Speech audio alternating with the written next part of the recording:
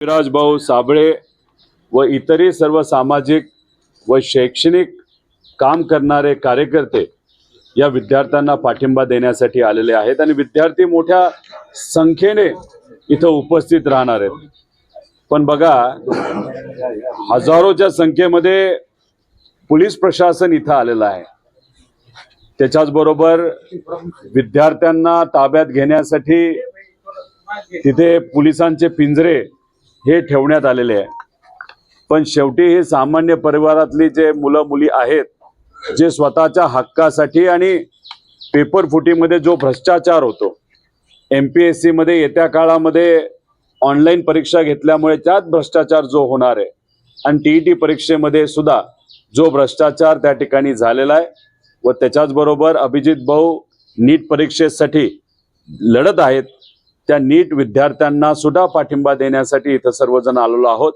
त्यामुळे आंदोलन मोठं होईल आणि हे जे झोपलेलं सरकार आहे, नाही तर झोपलेलं सोंग घेणारं सरकार आहे, त्याला जागा केल्याशिवाय हे युवा शांत बसणार नाही, एवढं या ठिकाणी मी सांगतो। सातत्यानं तुम्ही आवाज उठवताय, तुम्ही ट्विट देखील केले काल की माझ्यावर मोठी कारवाई होऊ शकते।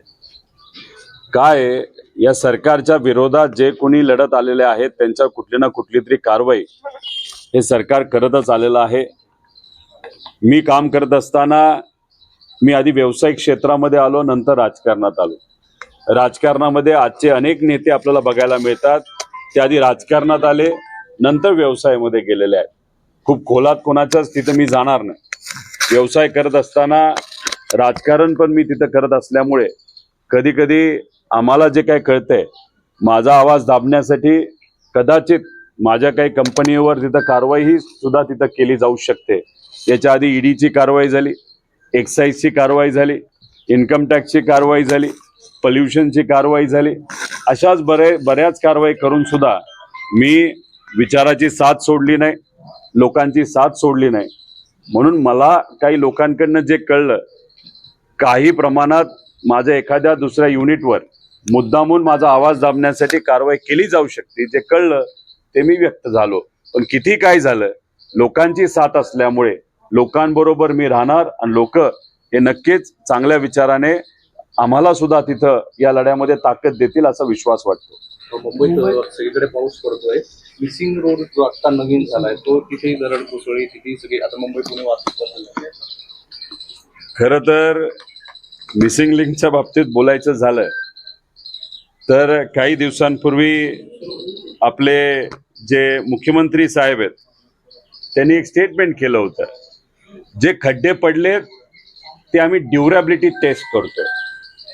म्हणजे खड्डे पडल्यानंतर रस्ता नीट आहे का नाही, ड्युरेबल आहे का नाही हे आम्ही बघत आहोत आणि त्यामुळे खड्डे पडतायत ना, ती चांगली गोष्ट आहे। एखादा भ्रष्टाचार, जर चुकीचा व्यवहार एखाद्या कॉन्ट्रॅक्टमध्ये नाही तर एखाद्या कामामध्ये झाला असेल तर गोंडस शब्दामध्ये ड्युरेबिलिटी टेस्ट हे पुढे केलं आणि मुख्यमंत्री साहेबांनी त्याच्यावर पडदा टाकण्याचा प्रयत्न केला।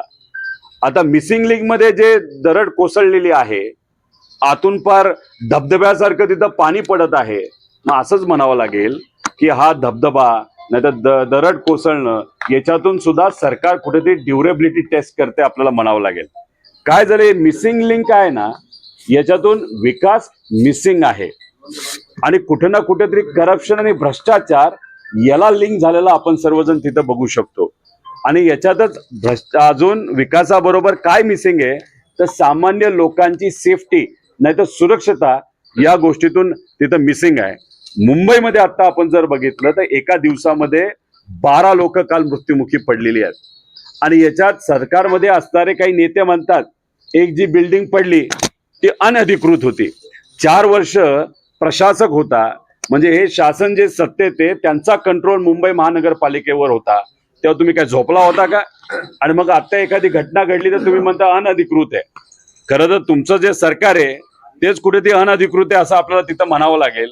दुसरं, काही दिवसांपूर्वी एक मुलगा तिथं झाड पडून वारला आणि एक माणूस त्या मॅन होल मध्ये पडून मृत्युमुखी पडला।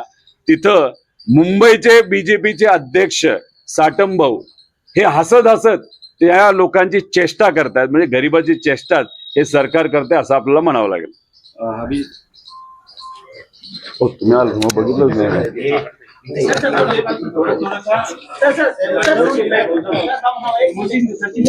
Yes, yes, sir.